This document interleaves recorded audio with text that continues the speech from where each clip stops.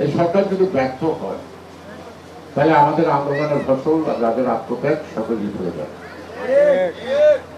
কিন্তু এই যে আমাদেরকে একটা নিঃশর্ত সমর্থন, সেটা সরকার কতটুকু মূল্য দেয়? আমরা চুপ থেকে কথা বলি না, এটা কি দুর্বলতা? এটা সরকারকে নির্ধারণ করতে হবে। এই 1 বছরের সরকারের প্রত্যক্ষ পরোক্ষ সমর্থনে দুটি অংশ একটু বেশি ঘাড়ে চড়ছে, এটা সরকার। এই সরকার তো নির্দলীয়, এই সরকার তো অন্তর্বর্তীকালীন সরকার, এই সরকার তো কোনো জাত নাই, মানে কোনো দল নাই। কিন্তু কথাবার্তা আলোচনায় সুযোগ সুবিধায় দেখা যায় একটা দুটা দলের প্রতি ওনার দুর্বলতা থাকুক আর না থাকুক, ওনার থেকে সুযোগ সুবিধা নিয়ে যাচ্ছে। এর মধ্যে গুরুত্বপূর্ণ 3টা মন্ত্রণালয় সরকারের হাতে নাই, কোন একটা সুনির্দিষ্ট দলের হাতে। তার মধ্যে হলো একটা শিক্ষা, তার মধ্যে হলো একটা স্বাস্থ্য, আর একটা স্বরাষ্ট্র। আমরা নির্বাচনের স্বার্থে চুপ করে আছি। আমরা যদি এরশাদের বিরুদ্ধে আন্দোলন করতে পারি, আমরা যদি হাসিনার বিরুদ্ধে আন্দোলন করতে পারি, একটা সুষ্ঠু আবার নির্বাচন আদায় করা আমাদের পক্ষে সম্ভব। সেই কারণে যারা ভোটে জয়লাভ করবেন না, অন্য পদ্ধতিতে আপনাকে পার্লামেন্টে আসতেই হবে এমন তো প্রয়োজন নাই। ওই যে কি একটা পদ্ধতি আছে, আমি আগে বলছি এখনো বলে যাই, ওই পদ্ধতি খায় না মাথায় দেয়, আমি এখনো বুঝি। সাধারণ মানুষ বোঝেন কিনা, ওনারা বোঝেন কিনা আমি জানি না।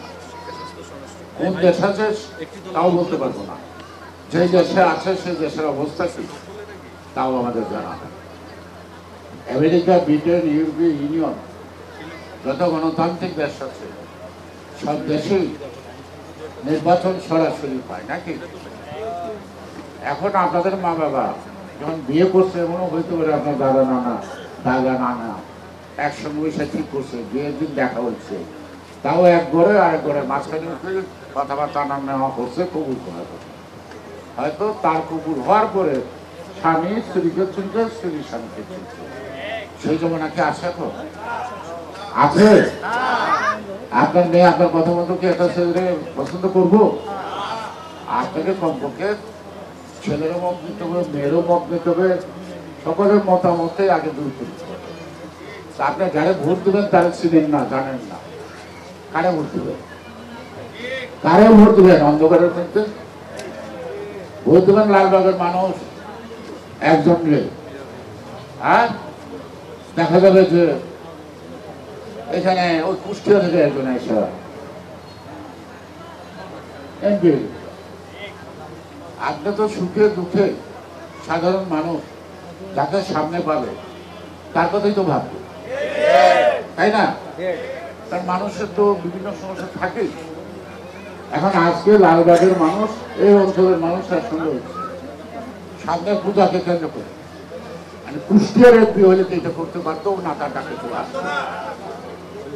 সেই কারণে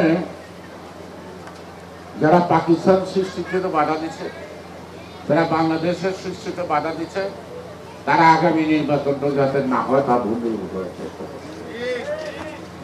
আর তার সাথে বেশিরভাগীরা গোপনে আঘাত করছে, এবং কোনো কারণে যদি নির্বাচন না হয় তাহলে ফেসিবাদ লাভবান হবে। সেই কারণেই ফেসিবাদের চেয়ে কিন্তু সাম্প্রদায়িক শক্তি আরো ভয়াবহ। এই যে আমরা মিলে আসি, দেশটা আমাদের সকলের, ধর্ম যার যার, তাই তো? যদি সাম্প্রদায়িক শক্তি বৃদ্ধি পায়, সেটাকে প্রতিরোধ করা কঠিন।